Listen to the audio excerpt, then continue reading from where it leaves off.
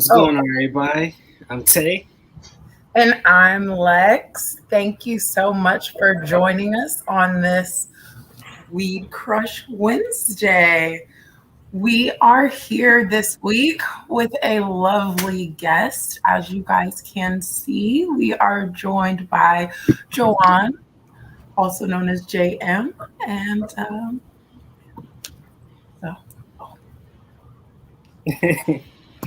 Hi, that was it. Thank you so much for having me. Sorry about that. no, not a problem at all.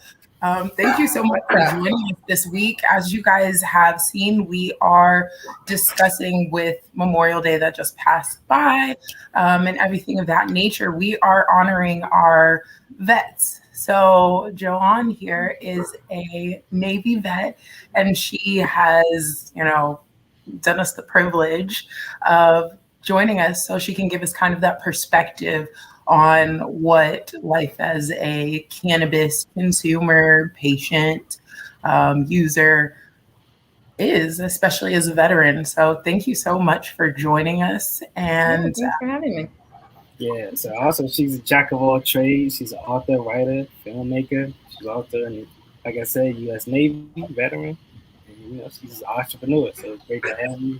And just so you can tell the audience a little bit about yourself and your journey and how you got started.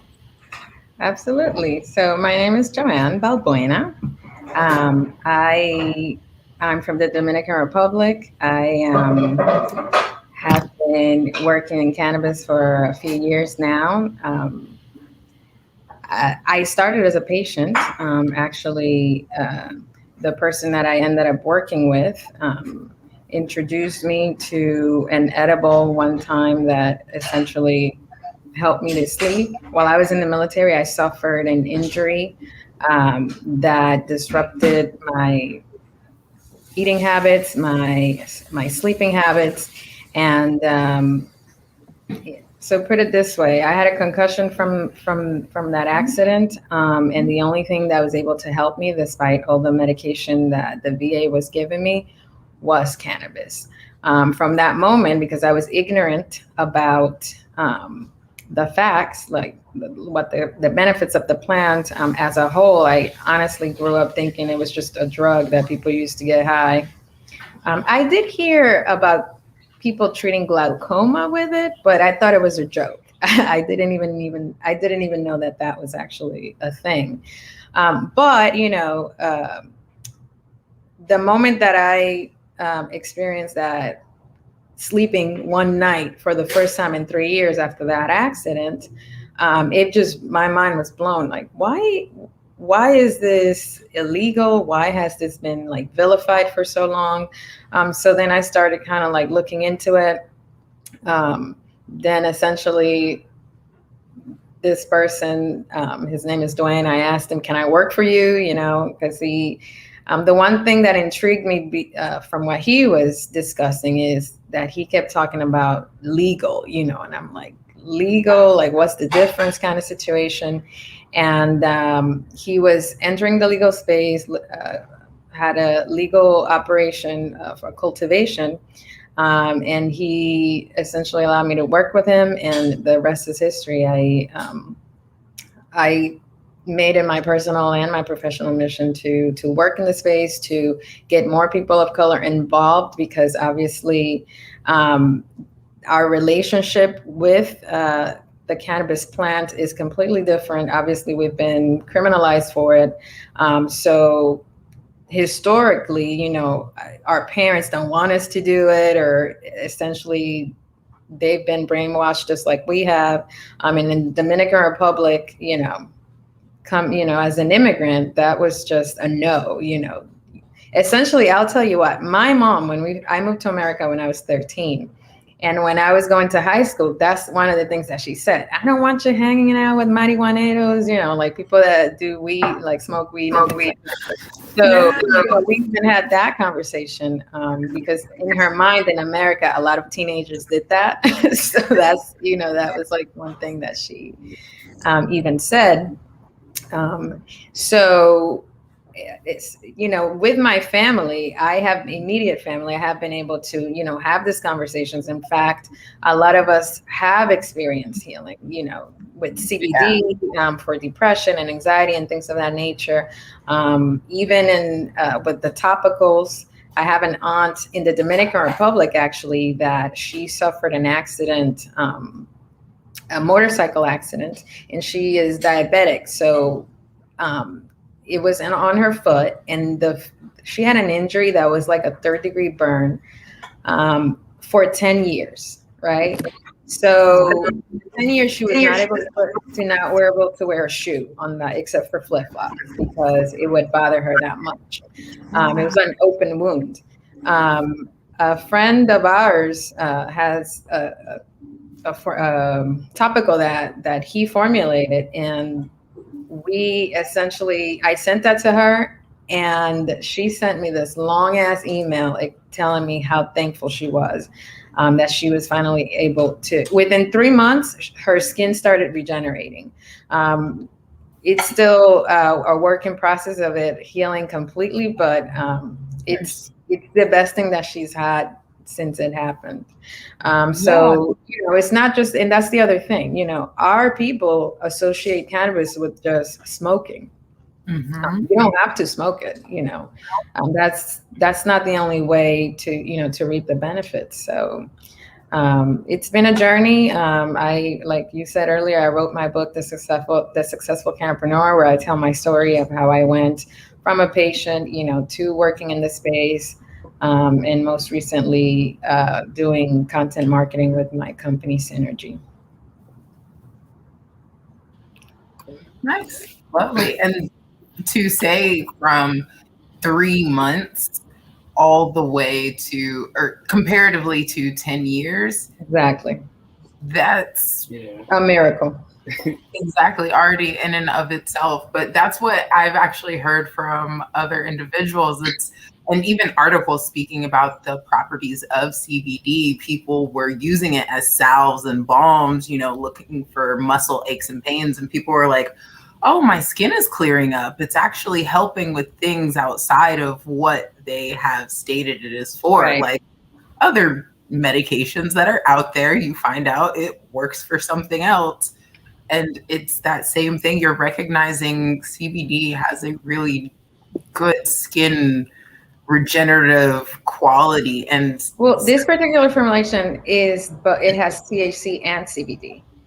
So it's, it actually, I believe the synergistic effect worked even better. Not saying that CBD alone doesn't work, but this particular healing happened with a formulation that had both. Absolutely. Absolutely. I do believe that the entourage, well, I guess over here in our dispensaries, we say, at least at my dispensary. No, it is the entourage effect, because it's all the cannabinoids working together too. Together, synergistically. I just use Synergy, because the company name. You got it, girl. I get it. You got it. So you said that, I guess, with you saying that story, do you mind us asking how long ago was that? How long have you actually been in this industry? I know you said earlier, at least speaking with us, that you're actually from Jersey and you have made that transition to the West Coast. And I know you like flexibility. How exactly would you say that it motivated your move? Would you say that it kind of influenced you? Well, the military. So I lived in Jersey. I moved, when I first came to Dominican Republic, I moved to Florida at first, and then we moved to New Jersey. And then I joined the Navy, and the Navy stationed me in California, in a tiny town called Lemoore, California. Okay. So there, I was stationed there for the 4 years that I was in the Navy, but I would come to San Diego for work. And the moment I stepped foot in San Diego, the first time, within the first 10 minutes, I texted my sister, I found my home. I am moving there. Oh, the weather was so beautiful, and the people, and then just having the beaches so accessible. So that was in 2014. So let's talk about in 2014. I got out of the Navy, and that's when I moved to San Diego. And for the first time, that's where I, the first experience that I had with cannabis was another veteran who actually came to my house, and he had weed, and he's like, "You should smoke this with me. You look a little tense," you know. He was I'm sorry, not your first ever, but like your first in California. No, well, my first ever was in college. I smoked a little bit in college, but it was never like again, like to me, it made me sleepy. So I thought it was like a waste of time to smoke weed at a party. I always ask myself, why are we smoking when after we're done, I kind of want to go to sleep, you know?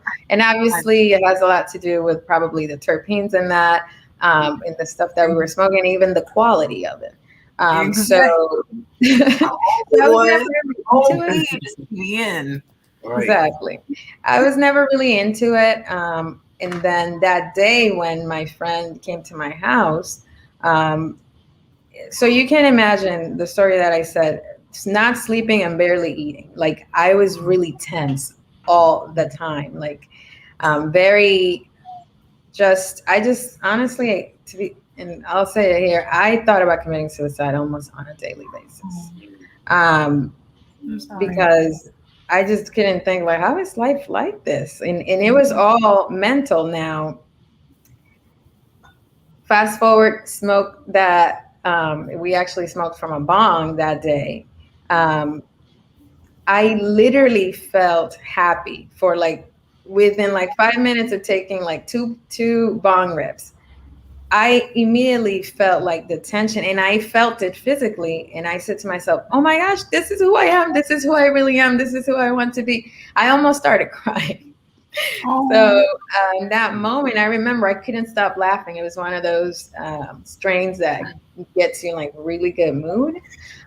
So the one thing that I noticed on that day was, you know, nothing really changed in my life. Except that I smoked cannabis, my, you know, whatever problems I still had were there.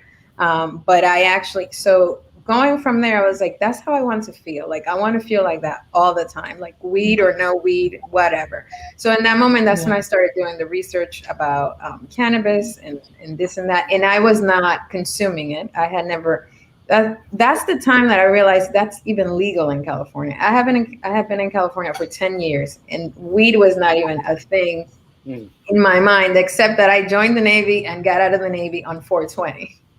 Ironic. That's another holiday for you. You can always doing something else. The funny thing is that when it happened, it didn't really mean it was just like ha kind of thing, but not a thing, you know, that I would say it just defined the next chapter after the Navy, if you really think about it. But I honestly, in that moment when I realized, wow, I want to feel that, that's when I started doing the research.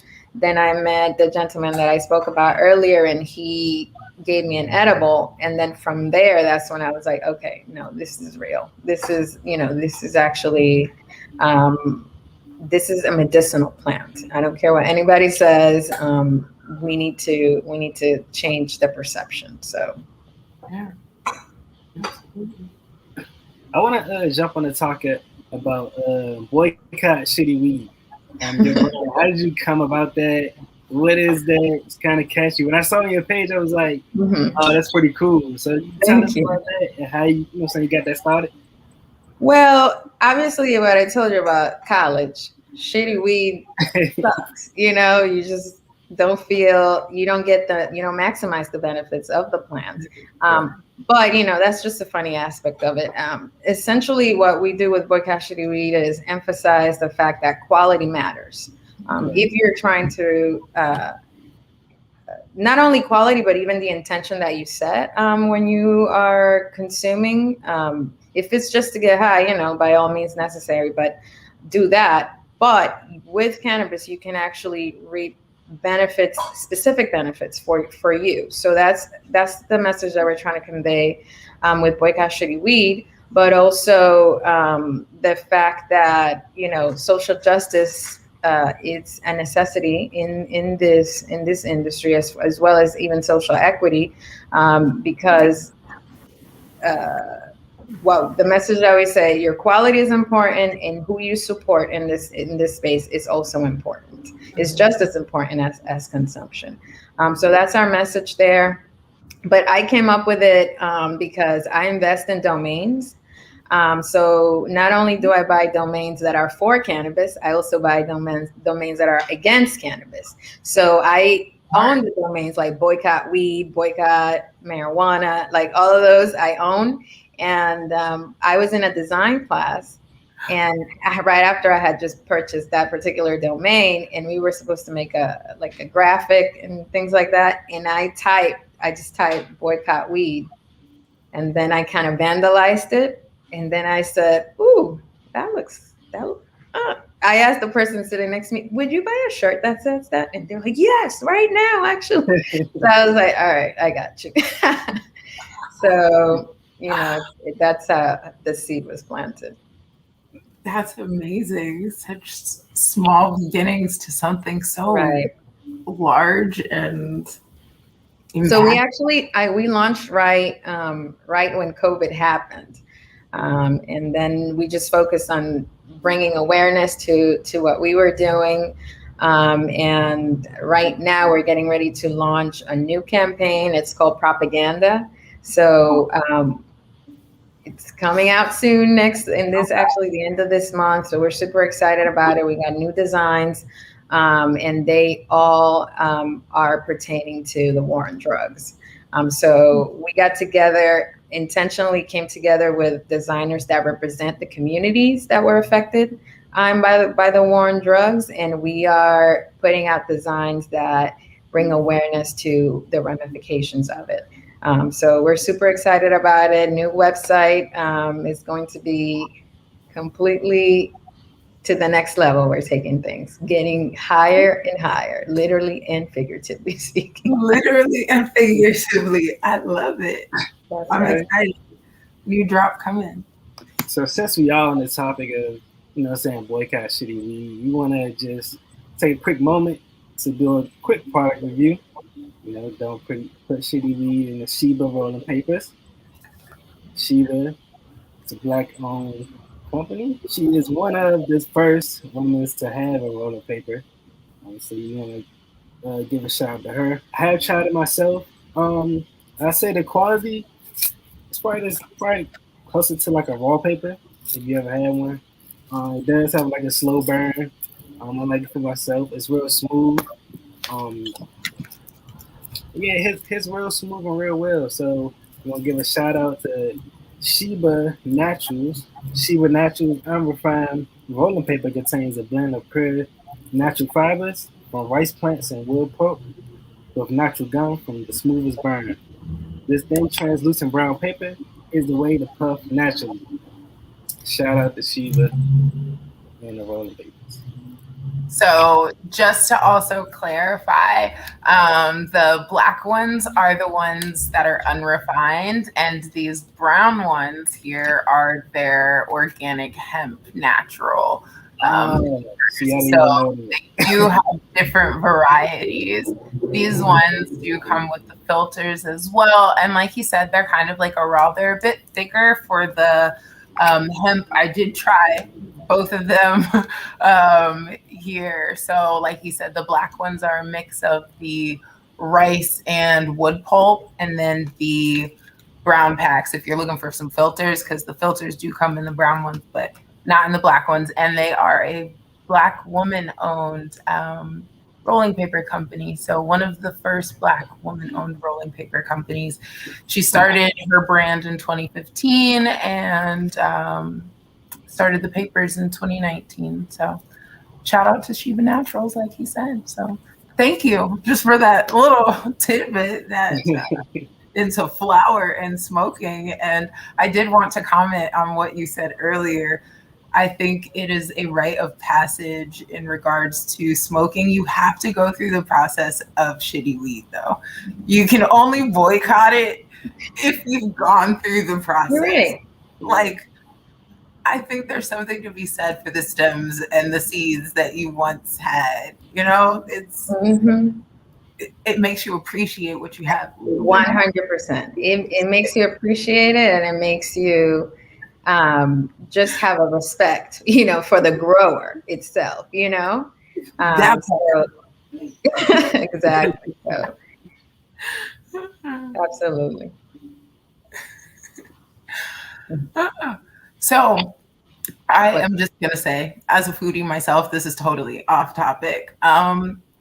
Perhaps you are a foodie. As a Dominican woman, I would love to think that you like to eat. I love to eat. Okay, I like to eat. I don't like to cook though, but I love to eat. Oh, you love to cook? Oh no, I don't. Oh no. Oh, then we could still be best friends. I was gonna say we could be best friends, but we could still be best friends then. I love to eat. My mom love to eat too. Yeah, my mom cooked and I ate. She taste tested with me, so I love to eat, not cook. But right, I can we're cook. on the same page. Yes, I can cook. Yes, I can do it. Yes, not what I like. Not my preference. Right, yes. Exactly. I make a mean reservation, though. I'll tell you that. You feel me? You feel me? So my question was going to be, out there in Cali, have you actually dabbled in some of that infused scene? Like, do you find also that edibles have helped you more so in your journey as well, and edibles have, I would say, microdosed edibles though. I did one of my first cannabis film projects that I had was a cooking show, and I decided to dabble in the cooked food. Okay. That was crazy. Okay. Don't, but the one thing that I do want to say, even though I know it was heavy on the dosage there when I tried it, because she made these baked sweet potatoes. They were so good. It was like sweet potato fries, but they were baked because it was like a healthy episode, and they were so good. And then she made this sriracha sauce that I kept. It was the sauce that was infused, and I kept dipping the sauce. Oh, that was definitely a bit of a mistake. Needless to say, I think I was high for like 24 hours. Now, it wasn't like being drunk for 24 hours. It was just more like I felt like I was walking on clouds for too long. Like, I like the walking on clouds for a little while, but not 24 hours. After a while, you're like, all right, when are these clouds going to dissipate? Yeah. But as far as the medicinal value, the edible that I spoke about, it was like a Jolly Rancher looking that my friend gave me. And then I took it at night, and I slept for the first time 6 solid hours without waking up. Because I don't know if I said that earlier when I was talking about the TBI, the traumatic brain injury that I had while I was in the Navy. I could not sleep for longer than like an hour intervals. So through the night, I kept waking up every 45 minutes or every hour. And it was so annoying. I don't even like to think about those things. But I took that edible, and he said that, here, have this, and you'll feel better through the night or whatever. So I took it, and it was only 15 milligrams. And I woke up the next day, because he happened to be a friend of mine's boyfriend. I said, I need your boyfriend's number. And she's like, what? I'm like, please, I need to talk to him about what he gave me. So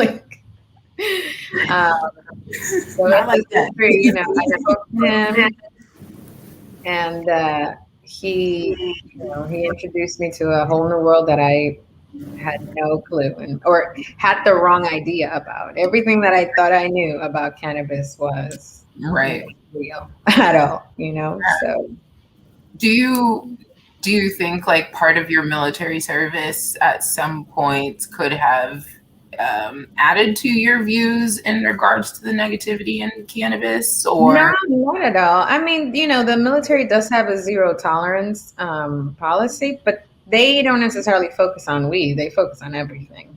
So they did not I don't recall any time where they said marijuana or weed. You know, they're the one thing that they did have a problem with synthetic weed, spice. That's the one thing that they were. You shouldn't do that. You shouldn't do that. And obviously, people should not do that because that is something else. You know, but but I don't think the military. You know, I wasn't doing it, so it wasn't something that stuck out to me. But I did have some friends that were active duty, and because you know the stress in the military, I didn't blame them for doing it. You know, a lot of people in the military smoke cigarettes, and I'm talking about chain smoke cigarettes. Yeah. So I used to. Oh, sorry, I'm cursed, but I used to smoke cigarettes when I was in the military, and ever since I picked up cannabis, I would never pick up a cigarette in my life. That is not a thing, you know.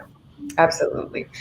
So I think people in the military would probably benefit more from cannabis than cigarettes and alcohol because there's definitely a cigarette and alcohol problem there. And, you know, if people are trying to cope with the stress, people are trying to cope with being separated from their families for long periods of times and things like that. So at some point, I think that would be more normalized. But, you know, for now, we're just still fighting that fight. Day by day. So what are some ways that we can like educate, I guess, new veterans, that people that just got out the service, and instead of them turning to opioids or prescription drugs, what are some ways that we can educate them on like, I guess, to use cannabis in sort of a way, or CBD? Well, what we can do is just let them know, you know, speaking from our personal experiences, like here in California, there are a lot of veteran communities that support cannabis. That because, you know, we have in numbers veterans and, you know, and not only veterans, but veterans and their families that have found healing through cannabis. So we just have to keep talking, keep the conversation going, you know, keep the testimonies going. Here in California, there are actually organizations. I'm actually a part of one, Veterans Walk and Talk. They are advocating for the safe access of cannabis for veterans, but also for the access of, you know, this is medicine. So since we already get free medicines from the government that are detrimental to our health, we should also have access to this as, you know, as an option if you want it, and if it helps you. So, you know, we're working on that here in California really arduously. So in bringing the education, just having more people like myself that are, you know, that have the experience, and I share the experience of being a veteran as well, and just being here with you guys talking about what I've had, because, you know, veterans, we have a unique experience, especially when we come out of the military. In the military, even though, you know, we go through a lot of stressful situations, we build like a bond.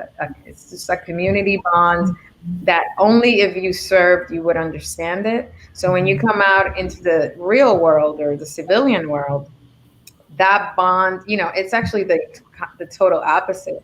When I first got out, I think what added to my depression was like, bro, I'm out here in East Bumblefuck, the Middle East, you know, in the ocean, fighting for the freedom of all of you. I come to America and it's just separated and segmented, and everybody like hates each other, and, you know, so much separation. When we are deployed, it doesn't matter what you look like, what your views are, who you voted for, who, I don't care, you know, who you hate, who you love. We are working together, and a lot of times my life is in your hands. Your life is in mine. So at that point, we just react for caring, you know, not for somebody not to die, or for somebody, you know, to be. Matter of fact, it doesn't matter if you're a veteran or a active duty and you were stuck in the middle of the road. And I know, you know, you feel some type of way about, you know, let's say political affiliation is different than mine. I'm still going to stop and help you out. I saw that over and time again. You know, we always had each other's back. Then you come out into the civilian world, and it's not only are you not with that community, then the people that you're like, oh, I was out there serving for the people, and these people are even, you know, not even that nice, or they don't even care for each other, let alone for us that just came back, you know? So those types of things are unique to us. And I know a lot of us just feel that way. And that's why, depression, anxiety, suicide is so prevalent in the community. And we have cannabis that can actually help us to cope with that. With what I was saying earlier, I was very disappointed with life. So in my mind, I always thought, maybe I should not be here anymore. Maybe I shouldn't be here. Not only do I not physically feel well, just this life, like everybody's just so hateful. And then in that moment where I consumed for the first few times, I just had this clear mental space where I said, oh my gosh, I need professional help. I need professional help, because the cannabis wasn't like healing me immediately. It was just, it gave me it grounded me to understand, like, you went through some shit, like you need assistance, professional assistance, go get that. And, I'm super thankful, got to give props to the plant every single time, because that's the reality of my life. If I hadn't had that intersection, back in the day, 2014, 20, I would not be here today. So, yeah, absolutely. And I know that's definitely got to be so difficult. And it's a little late in the conversation, but thank you so much for your service. Thank you, guys. It's definitely appreciated. We recognize that our privileges that we do have today are because of you. So to come back and to feel so lost and so, not a part of it has to be very discombobulating, I'm sure. And it is. So imagine doing 20 years in the military where you have that tight bond that, we're in this together, and then you come out and here we are. So, it's unfortunate. The statistics of veterans committing suicide, it seems to be unwavering. 1 in 20. Yes, exactly. So we're trying to do the work to make sure that stops, because we at least have options, not just, to consume cannabis, but just, things are going to get better, and we're here for each other. So. Yeah, absolutely. And I'm sorry, I did not clarify. I said 1 in 22, and it's not 1 in 22. No, it's 22. 22 seconds. Yeah, 22. Yeah.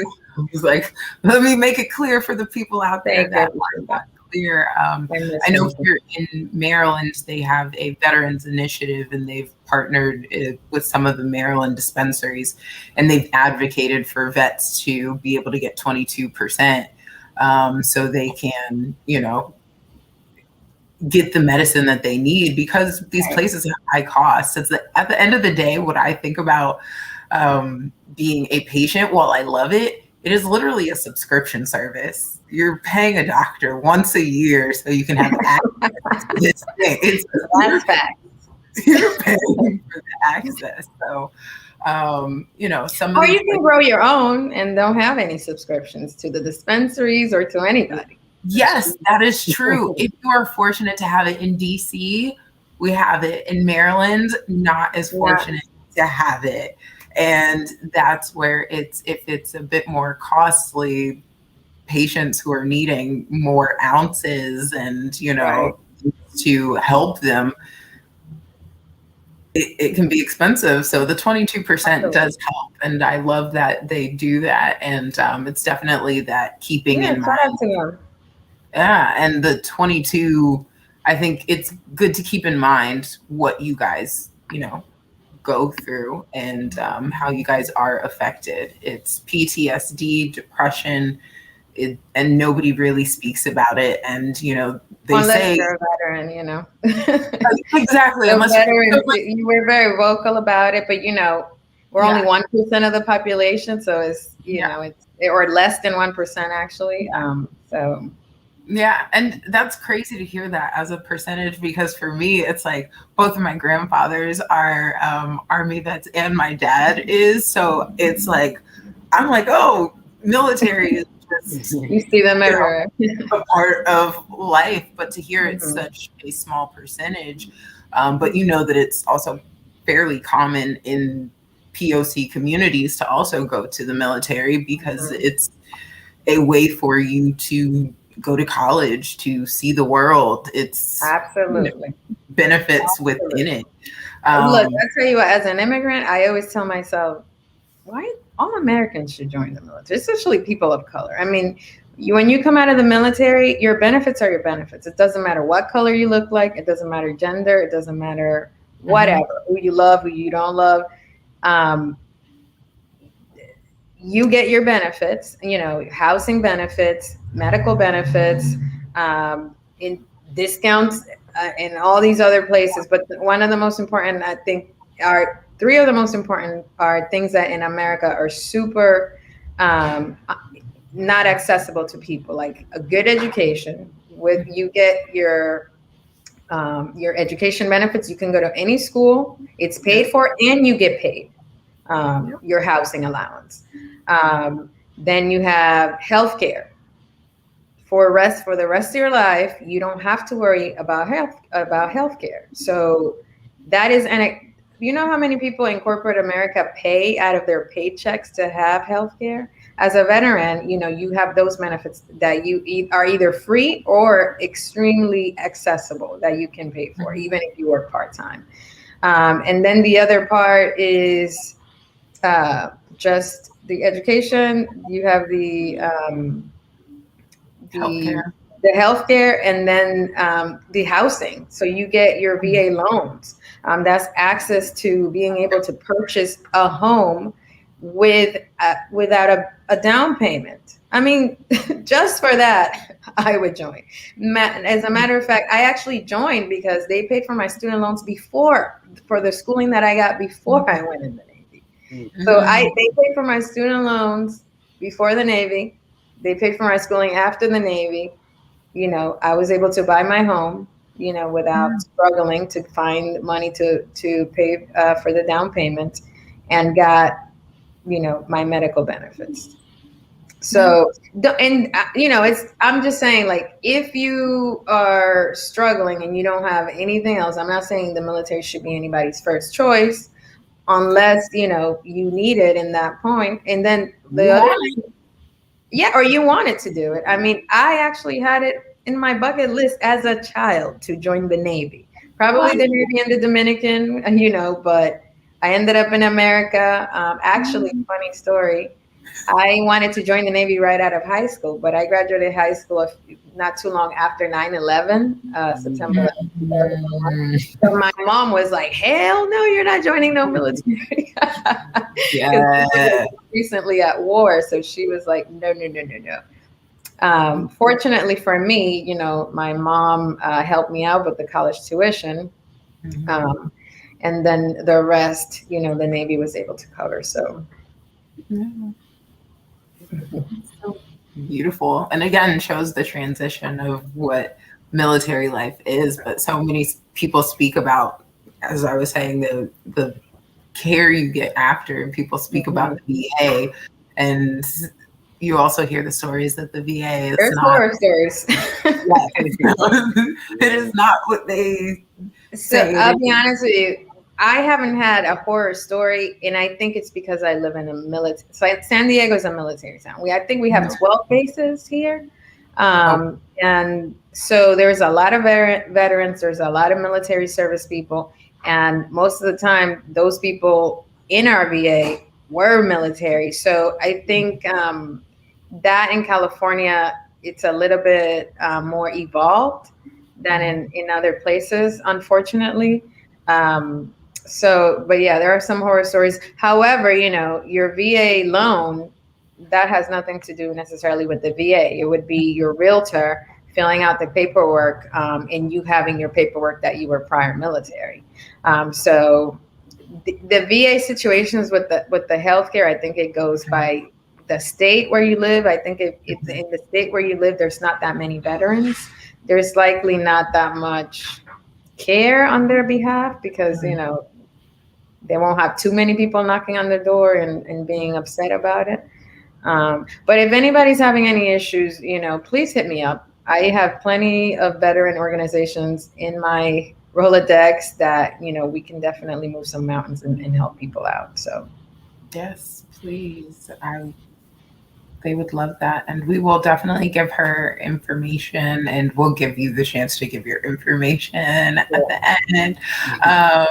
But that is great. And I think, do you think with those sometimes problems with the healthcare systems, it would be a good alternative for veterans to potentially seek out cannabis? Or how difficult is it also? Because I do believe you were speaking about this earlier. You have to be careful about actually. And I guess we have to say today was a difficult episode, guys. Getting people to begin with, because people don't really want to speak about cannabis like that if they're a vet. And Joan was saying the that reason being because cannabis is federally illegal still. In places where, let's say, cannabis it's illegal, or like I said, there's not many veterans there, and you still have that preconceived idea that this is a drug and you're just getting high and things like that. So I do know some veterans that have gotten their benefits removed when they're vocal about using cannabis as medicine. So that's a huge problem. Because even for CBD, if you mention that, I've heard people that have had issues with the VA because of that, mostly outside of California. But veterans are very careful when it comes to that. But as far as like a replacement for the VA, I think what can be done there is requesting, because you can request from the VA to see another doctor. I know I have done it in the past where I request to see a civilian doctor, because the doctors that they send me to, I either didn't feel comfortable, or it wasn't a synergy there. So, and there are processes for that. So, in the case where a veteran is feeling like the veteran organization that the VA is sending them to is not up to par with what they're expecting, or they're being mistreated, there's definitely a way to get the VA to just send you to a civilian doctor. So, and the cannabis use is obviously that I would never say you need to smoke cannabis or you need to consume cannabis. Cannabis is an option, especially for veterans who are battling addiction and things of that nature.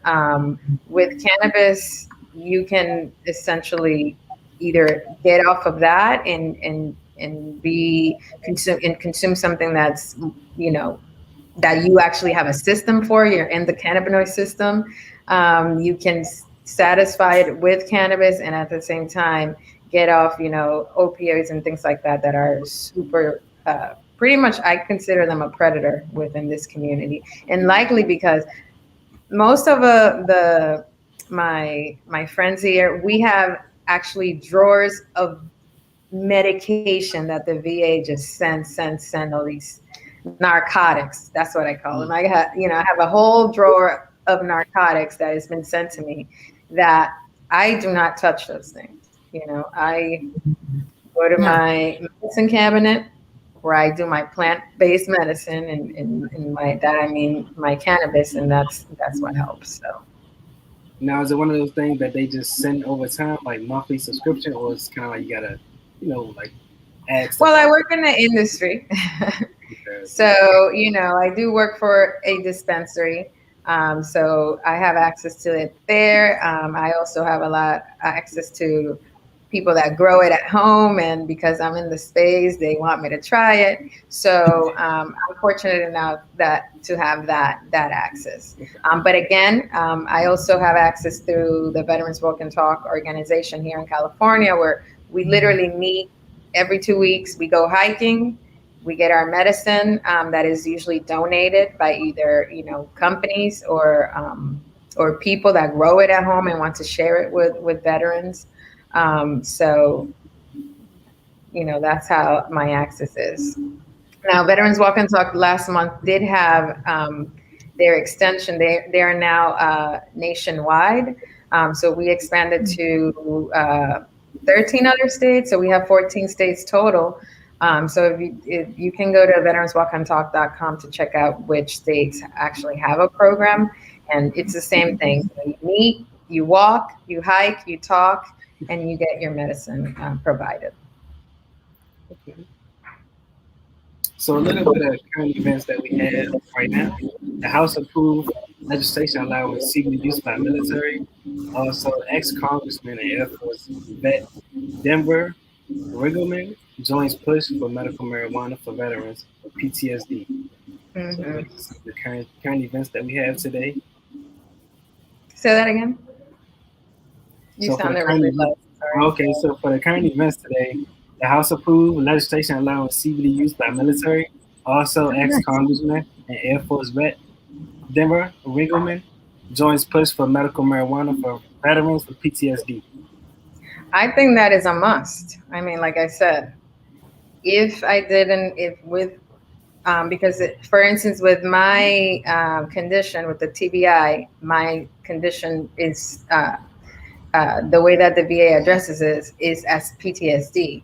So as a PTSD person who cannabis saved their life, I'm definitely a supporter of that. So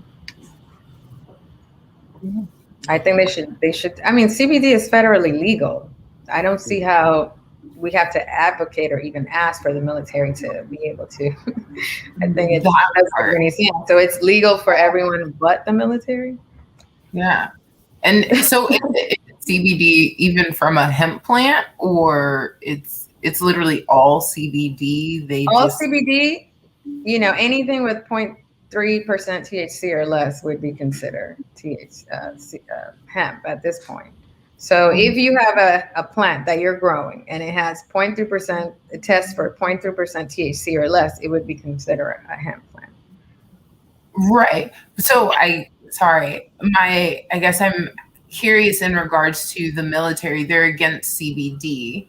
Is it against strictly cannabis CBD or hemp CBD as well? So they just address it as CBD. I actually did read the when we first. 1 second. No problem. Just got to plug my computer in real quick. When CBD was legalized or removed from the Schedule I substance list in 2018, shortly after the military sent out a military-wide letter saying that that they were not allowing the members to consume CBD. That anybody who either was caught with CBD or had. And I don't even think they test for CBD in your bloodstream, so I don't know how they were going to control that. But, they pretty much put that out there. Even when COVID happened, they actually sent it out again. Because you know how cannabis consumption went up? They friendly reminder, you guys are still not allowed to consume CBD. And they even included topicals in the list of it was weird. So I guess that just shows the ignorance. They would just have to find proof of you doing it, and then it would be, because otherwise there really is no way for you to know. Right. So it's the ignorance, it's definitely rampart when it comes, to education about cannabis and the cannabinoids and what they can and cannot do. So it's just going to take a lot of education. The military is not the only one. I think I read an article last month about the Biden administration either getting rid of people that had cannabis in their system. Yeah. I think we spoke about that a couple of episodes ago. It was like they wanted people to come forward and be honest about their past usage and use. And then people were like, yeah, I consumed. And then they ended up. And even before you join the military, if you tell them that you consume, they have to get a waiver for you to be able to get in. They either deny you, depending on like how long and how frequent you come clean about, or they have to like get a special permission. That's what the waiver is, to allow you to be in it. Wow. All for using cannabis. Then you got people coming out. Even if you test negative, it's weird.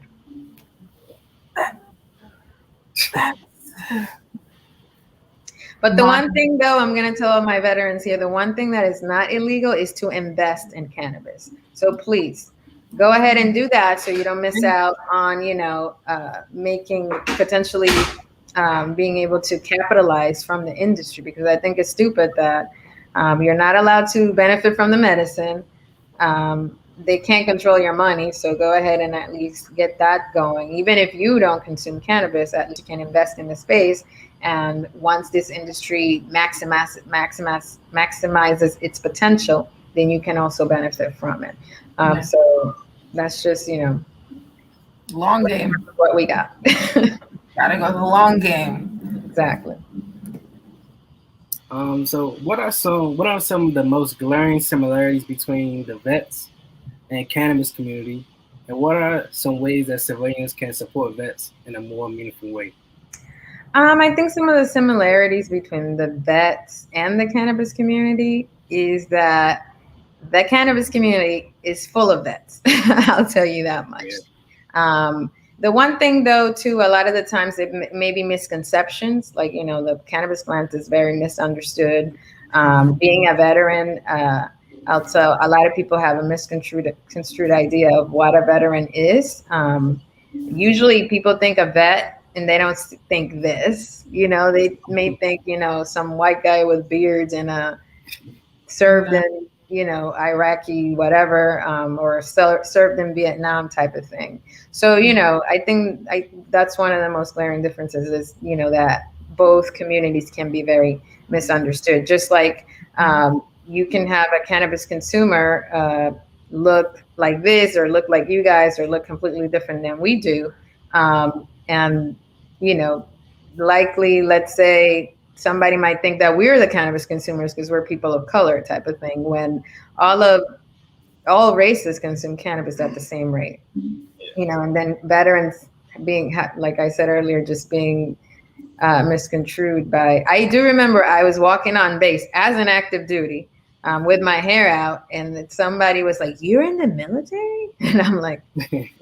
I think so with that hair. And I'm like, "Oh, we're here." Like I said, it's beautiful. It is absolutely beautiful. And you're so right. I'm now, in speaking to you, I'm thinking back to so many people I'm like, oh my goodness, they're military. And in having the diverse backgrounds, I'm thinking back to one of my friends that I made, and she's Honduran, and she is a Marine vet, and she's a girly girl. She's from the Bronx, but she is a girly girl, and loves dressing up. And it's not something that you would envision what a person in the military looks like. Like, what is that? It's the person standing next to you. It's not just the large white guy with the mohawk or whatever. So beard. That's what you said.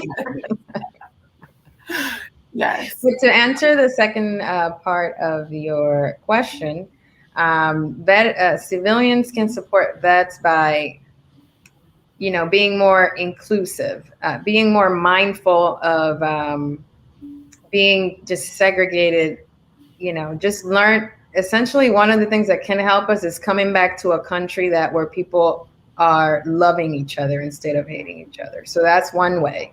The other way, obviously, there's plenty of organizations in America that do support vets. So, hey, reach out to them. I'm pretty sure every community has to have a vet, I'm pretty sure. So there are communities with veteran organizations. Reach out to them.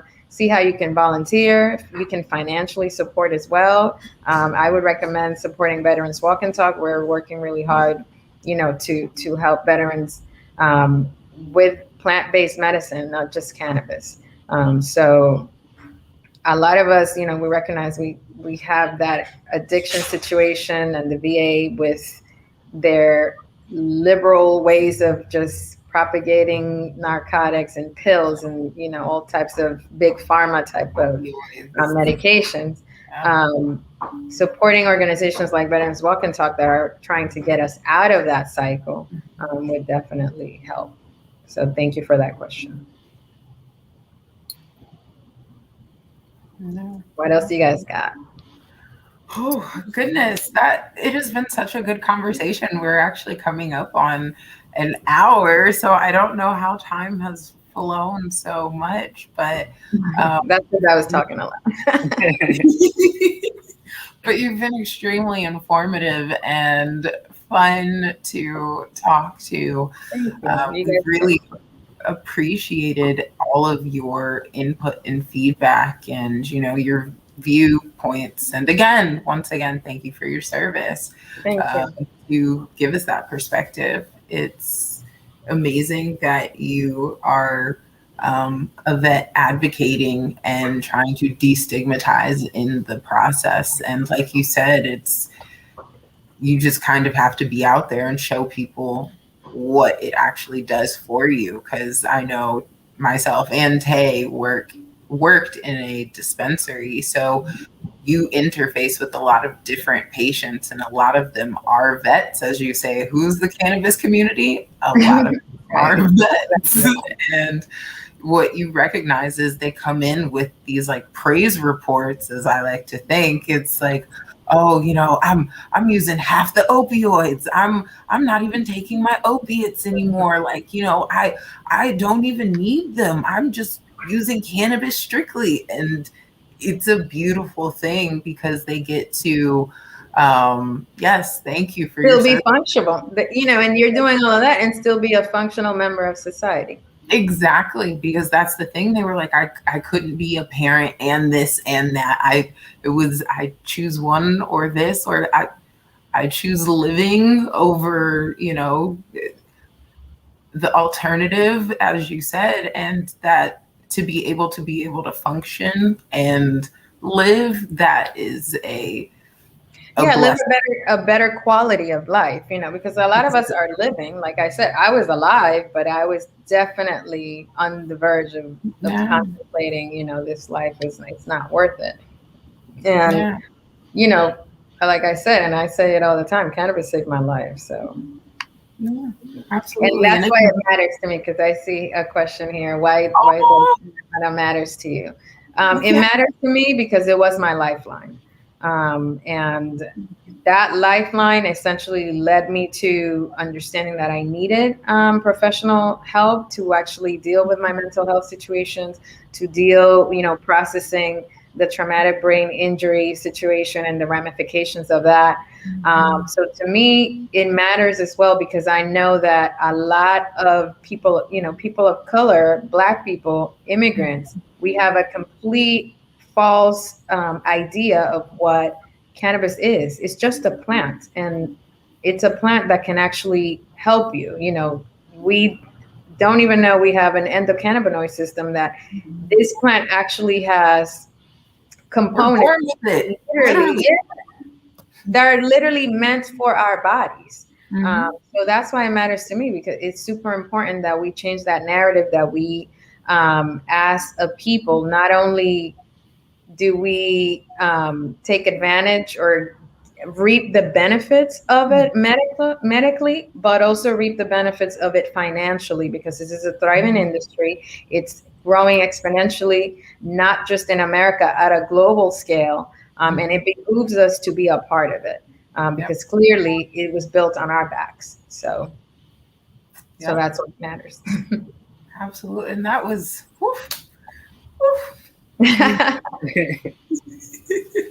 That's just facts, sis. So no, absolutely. And I couldn't have said it better. I think you encapsulated that so well. And that's why I'm just blown away. So again, thank you so much for the time that you have spent with us tonight. I do want to, before we wrap up the show, give a little shout out to our supporters, our company supporters out there, Reset Wellness with their CBD infused drinks, and Bouquet rolling papers, organic hemp rolling papers for the people, by the people. hi guys. Verter, the CBD skincare line, which we are still working on a discount for you guys, but that is coming soon. And we do have some upcoming announcements for you because it is June, which means that it's about to be a hot girl summer. I'm kidding. Hey. It's about to be summer. So we are actually on our last episode of the season. So this is a great one for you guys to be going out on. Johan, you picked the right one, girl. Y'all picked me, so thank you. I'm honored to be here. This is a great conversation. So. Oh, thank you so much. So we will be on hiatus from July to August. And yes, please go follow her, and we'll let her give her little shout out to you. I swear, I'm not forgetting about you, girl. We are going to be on our little hiatus, and we are hoping to kind of be out there in the community. And as she answered why marijuana matters, hopefully interfacing with you guys to see why marijuana matters to you. So if you see us out and about and we ask you, please feel free to tell us. And as our last announcement, we did want to inform you guys of a Cannabis Marketing Association giveaway for a summit that's coming up next week for the 8th through the 10th. And it is the premier online event for senior level marketers who are responsible for the marketing budgets of licensed brands in the industry. So if you're looking to get any kind of information, especially it's targeted towards marketing leadership like CEOs and things of that nature. But if you're new to the industry and just wanting to know what it's about, get your foot in.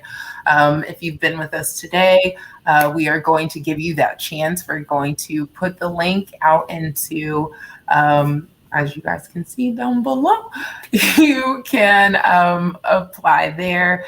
And we will pick one of you guys, and we'll also put another on our page for you guys to apply. Additionally, beforehand, Marijuana Matters is going to be having a social equity training on the 7th to be kind of a pre-event activity to get you going. So we think this has been like a great intro. Hopefully it's been hyping people up. I know today's conversation for me was very inspiring, and again, I'm very serious about the food and the mango. Girl, I need some mango in my life too. Okay. We only have one Dominican restaurant here in San Diego, so. Okay. But it's really good, so. It's okay. As long as you got one and it's really good, then that's good. It's pretty authentic because I asked, are the chefs Dominican? So I went to the kitchen and they are. So. Okay. So yes, I will be pulling up at some point, once it puts its thing together. But I will absolutely be pulling up. And again, thank you guys for joining Marijuana Matters. As you guys know, if you'd like to pick up some merch, grab it from the shop. And this has been a wonderful episode of Weed Crush Wednesday. Thank you for joining, Lex and keep pointing to the wrong side. And oh my goodness, I'm doing it again. Joan. What's up? Oh, I was right here. This way. Oh my God. No, but I just wanted to say thank you so much for having me here. This was a pleasure, great conversation, super fun too. But you guys can follow me at _JM Balbuena. You can check out my website for my company synergyuniverse.io. We're actually searching for content creators, so there's a form there. Go ahead and check us out. We'd love to work with some awesome, and we would love to work with obviously more people of color in San Diego. And we're still lacking a little bit of diversity, so we're working to change that. So check us out there. Boycott Shitty Weed, available at theteapotstore.com. That's TEE. POT like pot.com. So check us out, get your merch there. Don't forget, like I said, new merch coming out, and it's going to be dope. My book is out, The Successful Cannapreneur, available on Amazon or directly through me. you can check it out at the synergyuniverse.io website as well. But if you want a signed copy, hit me up on Instagram. I got you. Okay. We'll be hitting you for a signed copy and then mango. So, Hey. thank you guys. I'm gonna call my aunt and be like, Auntie, can you send some mango to DC? Don't tease me like that. Don't tease me like She that. She would. I'm telling you. Oh my goodness. You guys, it looks like I feel like I'm blushing. You are. Mango got you blushing. It does. That's what food does to me. It's so sad. And cannabis, but that's what we're here for. So thank you guys again for tuning in with us here at Marijuana Matters and giving us your time. And once again, thank you to all of our vets for your service. And again, Johan, for your service and being here with us. Thank you guys.